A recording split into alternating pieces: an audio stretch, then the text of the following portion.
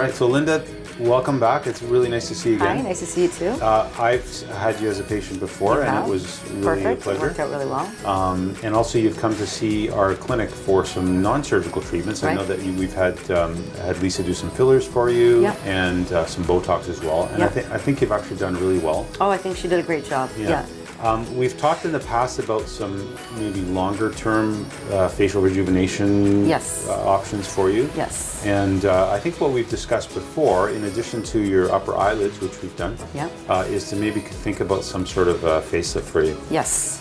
You look very good, and my big concern is always not making you look like you had surgery. Of course, that's the goal. Yeah, so what we're going to try and do is give you some options for rejuvenating your face surgically that should be very long lasting, and we'll also do things for you that we can't do non-surgically.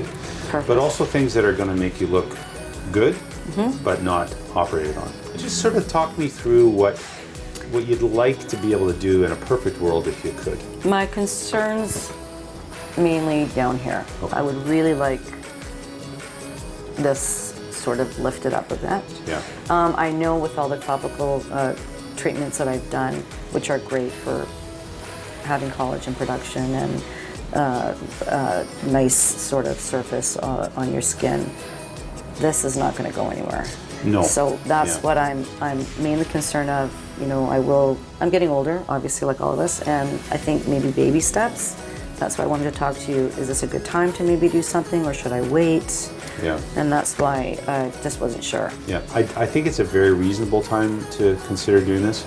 What I find is that when our patients are younger, like you, their results are often more natural looking. Yes. So, you know, we obviously don't want to be doing this on people that are 20. No. But I think, you know, as you get older and as the amount of skin that becomes lax increases, I think that how natural the result looks afterwards can get worse. Yeah. You know, and my favorite analogy is that of taking in a suit or a dress. Yes. If you have a size 12 dress and you want to make it into a size 4, It's going to be it's hard. not going to work. You know, there's going to be too much material to sort of move around. It just doesn't look right. Right. Whereas you can take a suit that's maybe just about the right size, you can kind of tuck things in a little bit, and it looks fine. It's tailored. With a mini lift or a comprehensive facelift, the incisions are actually quite similar, with the exception that the incisions around the ear, as I mentioned, are the same. But with a full lift, we extend the incision into the hairline, and that allows us to take some of the skin that we mobilize in the neck and pull it up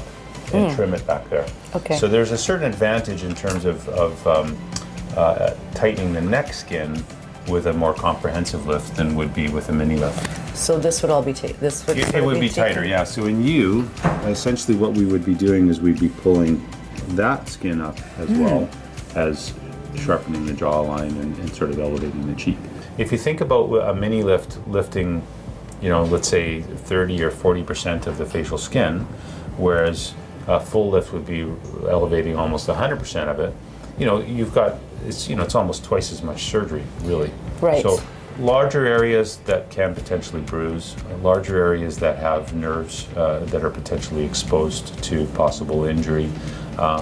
You know, Have you ever had that before? No. I think we certainly see weakness of that nerve in some cases. Is it something that comes back? Let's say, would it be like? Yeah, I think on average, you know, it can take 4 to 6 months even if there's an injury to that. It's not very common either way. Okay. I've never seen that with a mini lift. Right. But I certainly think, you know, with a full facelift, that's always a risk. Of and, course. You know, those are the things that you have to weigh, you know.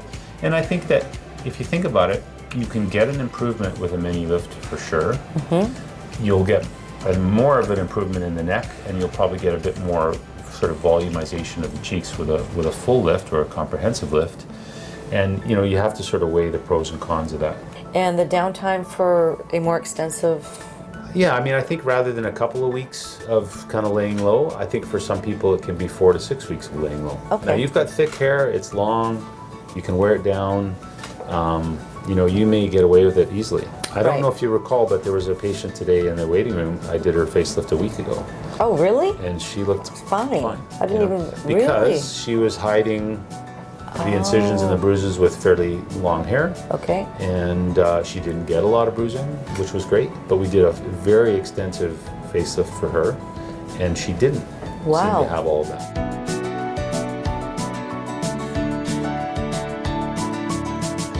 initially we were talking about doing a mini facelift for you because really you just have a little bit of laxity along the jawline, and I think Lisa Roberge at our office has been helping you with fillers. She has, yeah, she's wonderful. But I think in the end there's a little bit of fullness in your neck that ideally you'd like to sort out. I would. And so I think doing a deep plane, long incision facelift, which is much more comprehensive, I think is probably ideal. Perfect. So even though, initially we were thinking, well, let's try and do something where your recovery is going to be quicker.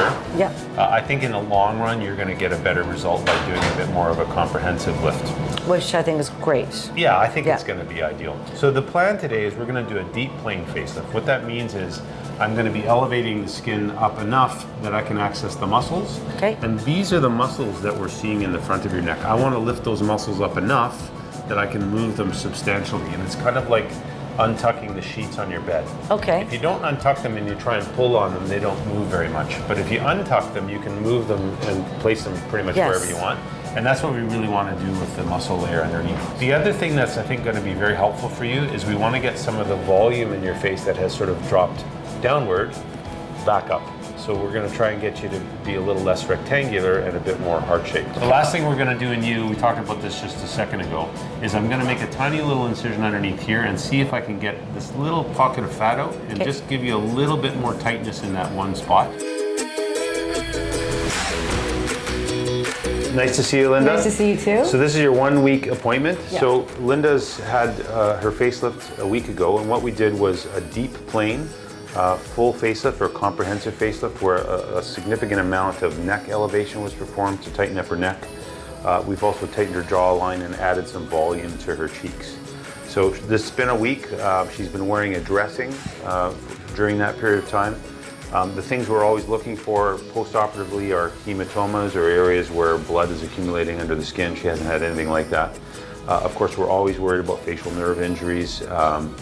There's no issues with her. All the nerve branches are working normally as we expect, but that's something that people that I certainly assess at this point. Overall, I think she's done really well. She's still got her staples in place, and we're going to take those out shortly. But tell me how your week was. It was pretty good. It wasn't bad at all, actually. Did you have pain? I did have pain, okay, but not as bad as I thought that I did. It was manageable with the medication. Okay. I just rested. I slept. I did swell, but not too bad. It was just more stiff than anything else. That was the main sensation that I had. But other than that, it wasn't really too bad. Okay.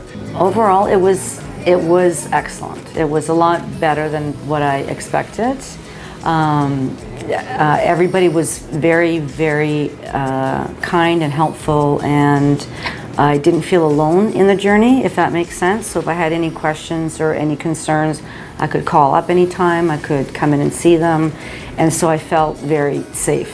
When I look at myself now, I just feel fresher, I feel better, and it's so natural that I know that I feel more confident probably because of that. I feel more like my younger self, if you will, but I don't think people are looking at me like, ooh, like something's off, right? It's just so subtle and so natural. Actually, I'm quite happy to have done it at this time, I would say, in my life, as it turned out that this happened at this time, because I can enjoy it now for the years to come, if you will.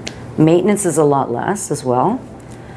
Everything is just like nice and tight in there now. You don't have to be doing like, the fillers and trying to push everything up. It actually is like the ultimate of what you need to do as far as procedures go. So I just want to have a quick look at how your incisions are healing. So the one in front of the ear you can barely see. The one at the hairline, the hairs are going to start growing in. I think that looks pretty good for now. Yeah, I think so too. There's one little spot here we'll just check out later. I think it's still a little bit red. Yeah, okay, that's all good. And let's just see the neck. Oh, your neck's good. Yeah. Does that still feel a little bit firm? Yes, it still feels firm. Yeah. Even here, like it does. I didn't realize what a major surgery it was, to be honest with you. But I had so much faith and confidence with Dr. Buonassisi that it just didn't even faze me at all. because he's just such an artist, and everybody here is such a great team. Everybody is. So I think you're going to have a good, long-lasting result. What's nice about it too is that it maintains all your volume. We're not removing any of that tissue, but we're pushing it or putting it back to where it used to be. Beautiful. And I think that's key. Yep. So I think you've got a really good result. It doesn't look like you had surgery. You just look like yourself. Yeah, I feel that too. It's just better. I feel better. I feel more confident. To be honest with you, I didn't realize what a difference it would make as I was going forward to do it. I think I would just say be patient and let it take its course. Don't try and think that you're gonna, be running around and doing stuff faster than you are. Dr. Buonassisi is really honest with his timeline. Yes, you can, but it's like the girls are saying to me too, you gotta do it in your own time. Some people may take longer than others, and that's kind of what I did. I would actually recommend anybody thinking about it to definitely come to 8 West Clinic and see Dr. Buonassisi. I mean, he's hands down the best. He's an artist. He's funny. He's kind. There was no fear there at all.